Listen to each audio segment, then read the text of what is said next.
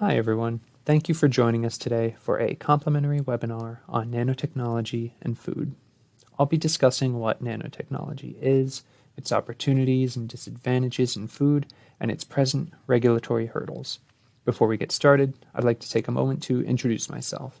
My name is Ryan Parente, and I'm a scientific and regulatory affairs writer at Burdock Group.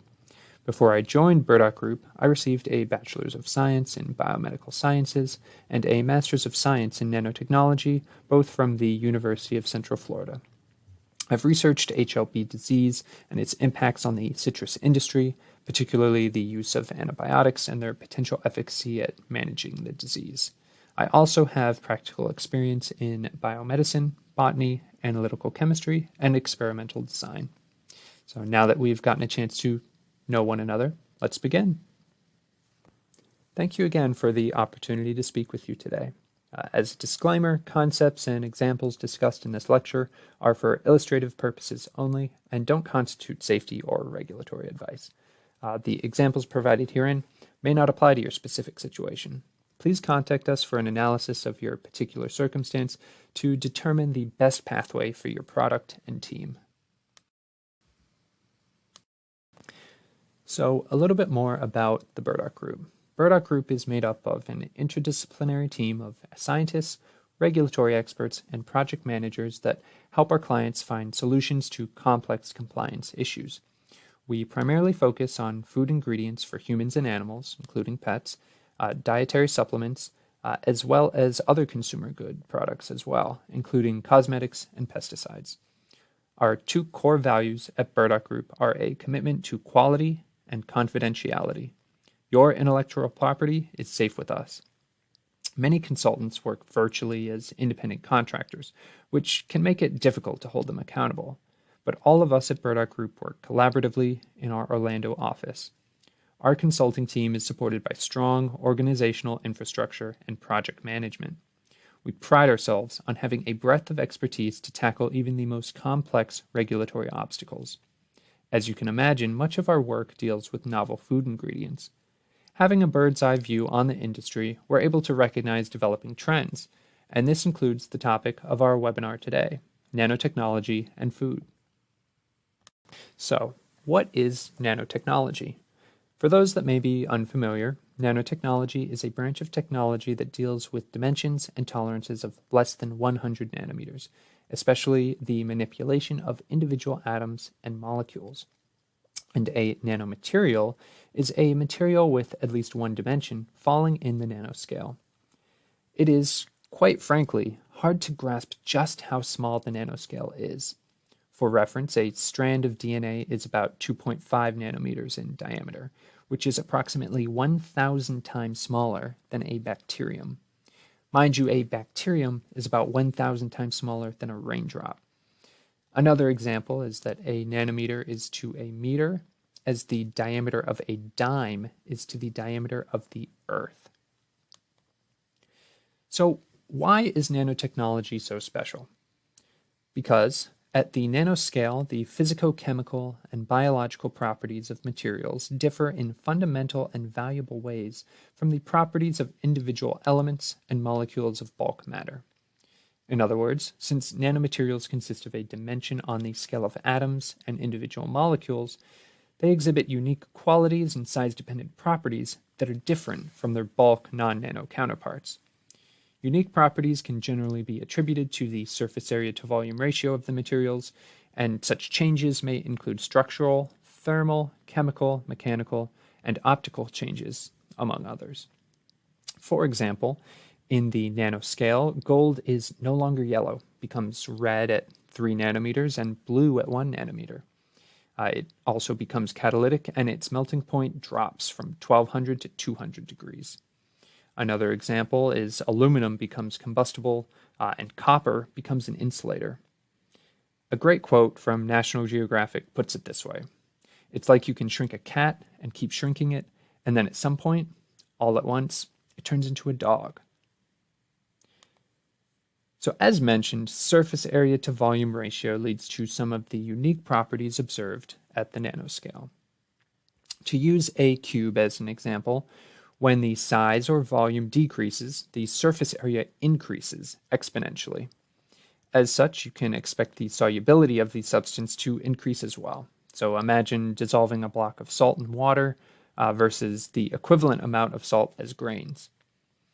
Also, this means that the greater the surface area there is, the greater the percentage of molecules are present at the surface, and the greater the influence of individual atoms. Without getting too caught up in the details, atoms are governed by different physics, known as quantum physics. This also leads to many unique properties, including optical changes, changes in physical properties such as decreased melting point, electromagnetic changes, whereby some metals become more magnetic and some become semiconductors, and even gravitational effects change, whereby gravitational effects become negligible. So, as you can imagine, researchers and their industrial partners are quite interested in the opportunities that new nanoscale properties may bring to the field of industrial food science. While we don't have time to cover all the opportunities nanomaterials present in the food sector, a brief overview is provided here. So, for example, nanomaterials present many new opportunities in agriculture. Nanocapsules may be used for efficient and minimal delivery of pesticides, fertilizers, and other agrochemicals.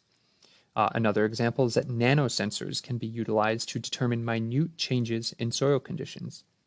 Additionally, nanomaterials may be utilized in food processing to improve the bioavailability of certain nutrients, or to selectively remove chemicals or pathogens from food. Food packaging is also a big area of nanomaterial research for aid in detection and prevention of foodborne pathogens associated with food spoilage, as well as biodegradable packaging, though there are extra considerations to be made for materials that may be classified as indirect food additives. Dietary supplements may also benefit from nanomaterials that increase the absorption of nutrients, as well as improve the stability and delivery of supplements.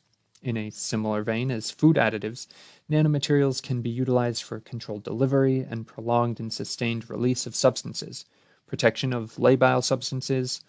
They can enhance the ability of substances to transit barriers, and they can also enhance the solubility of substances. So, with all these opportunities, you may be asking, well, who's regulating this, and how are they regulating it?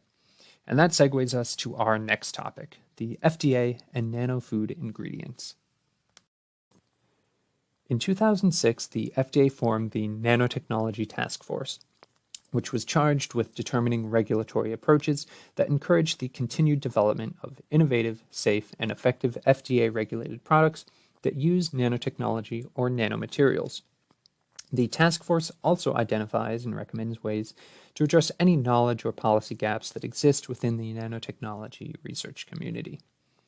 Improved understanding better enables FDA to evaluate possible adverse health effects from FDA-regulated products that use nanotech and nanomaterials.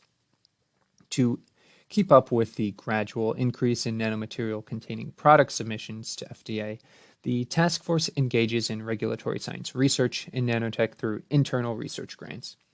Additionally, the task force provides hands-on nanotech training to FDA reviewers and research staff to build scientific expertise and capacity. The task force members and subject matter experts at FDA also are active in international documentary nanotech standards development. Since 2006, several guidance documents have been promulgated by FDA and continue to be maintained and updated as needed. Notably, just last year, the task force released only its second report on the state of nanotech and highlights FDA's advancements in the field since it released its last report in 2007. In last year's report, FDA pledged to continue to monitor scientific and technological advancements and convergence of emerging technologies with nanotech, support standards development through stakeholder involvement, collaborate with other agencies through the National Nanotech Initiative, conduct regulatory science research to understand the science, to advance public health and make resulting information available to the public, and support innovative development of beneficial nanotech products. So now we'll briefly cover a few topics from FDA's guidance documents on nanotechnology. The first being, how do you know if something is classified by FDA as nano? This is very important because if you can avoid FDA considering your product or ingredient nano, your path to regulatory compliance may be much easier. So, in short, FDA does not provide a regulatory definition for nano or nanomaterials. Instead, they provide 2 points for consideration. One, whether a material or end product is engineered to have at least one external dimension or have an internal or surface structure in the nanoscale range, being 1 to 100 nanometers. Or two, whether a material or end product is engineered to exhibit properties or phenomena, including physical or chemical properties or biological effects that are attributable to its dimensions, even if these dimensions fall outside the nanoscale range, so even up to 1 micron, which is 1,000 nanometers. Now, these probably seem a bit broad, so I'll provide further breakdown.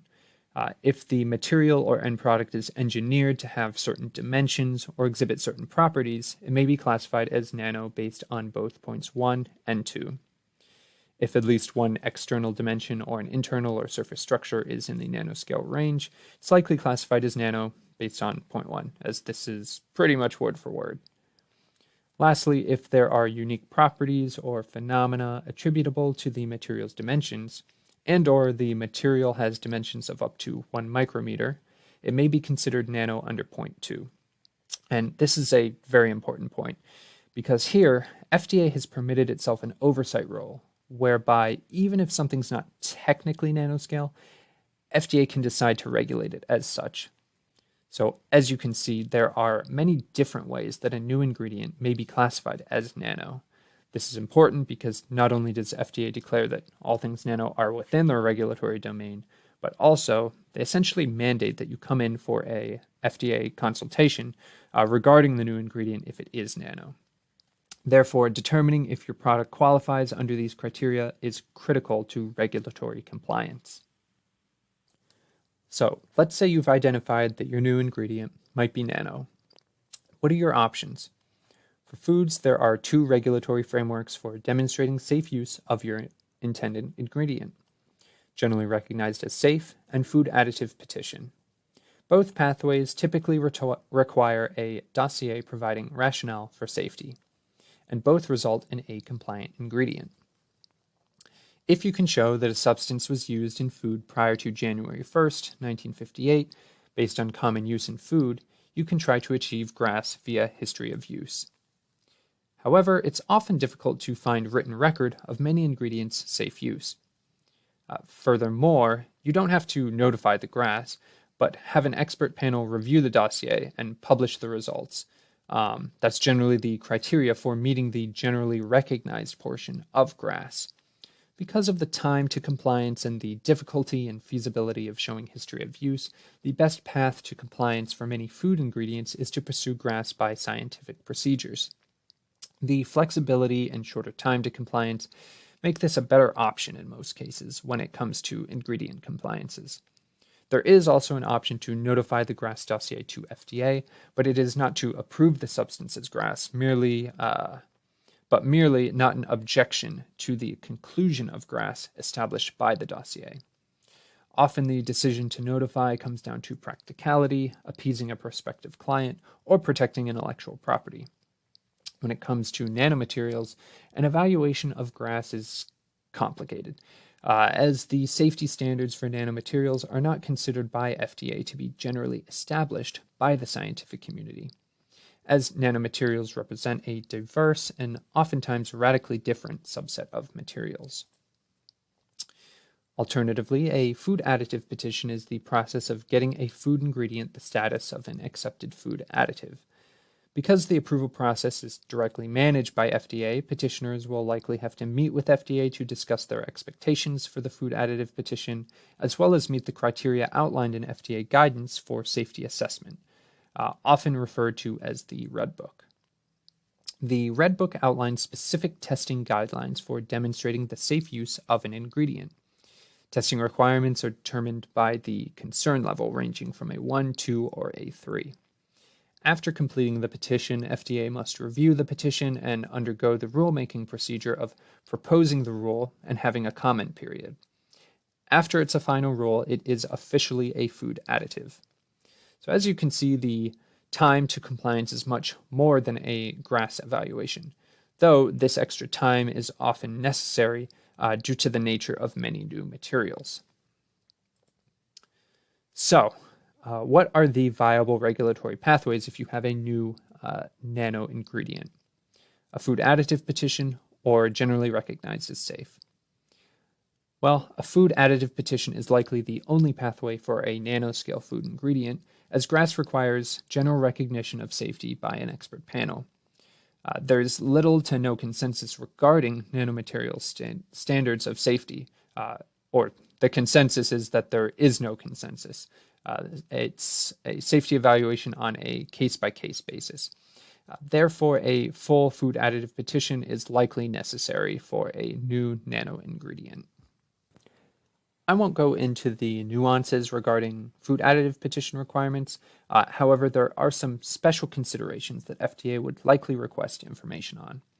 With any safety evaluation, it is critical to evaluate the toxicology and safety of nanomaterials under their intended use, even more so than a normal material.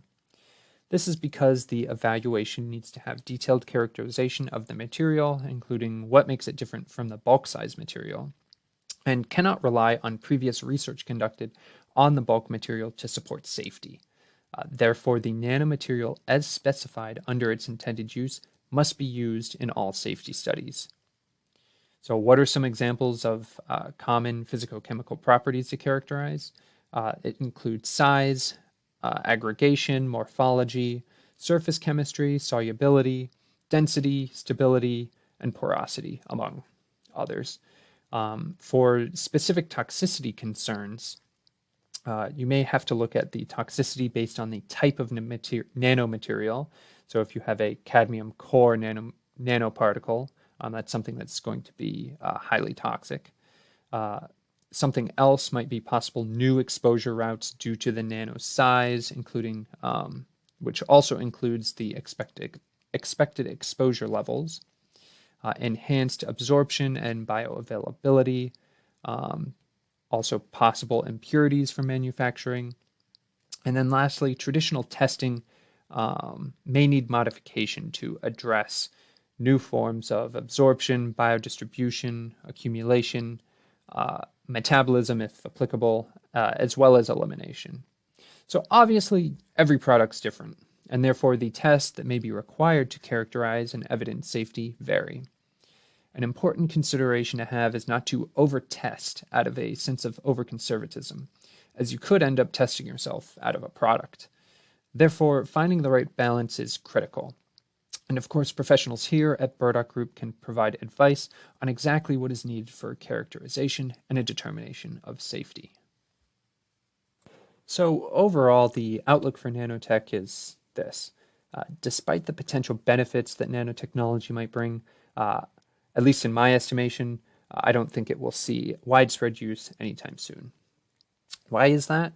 It's very difficult for product developers to pin down what characteristics need to be used for specifications and what set of safety studies may be needed, and therefore close collaboration with FDA is necessary. This collaboration, while obviously critical in evidencing the safety of the material, generally hampers the quick pursuit of innovative technology due to the monetary and time-intensive effort needed to obtain regulatory compliance. Thus, nanotechnology will likely not get off the ground anytime soon. So with that concludes today's webinar. However, I do want to end on a positive note. Nanotechnology is continually developing and truly underscores the advancing interdisciplinary aspects of science and regulation.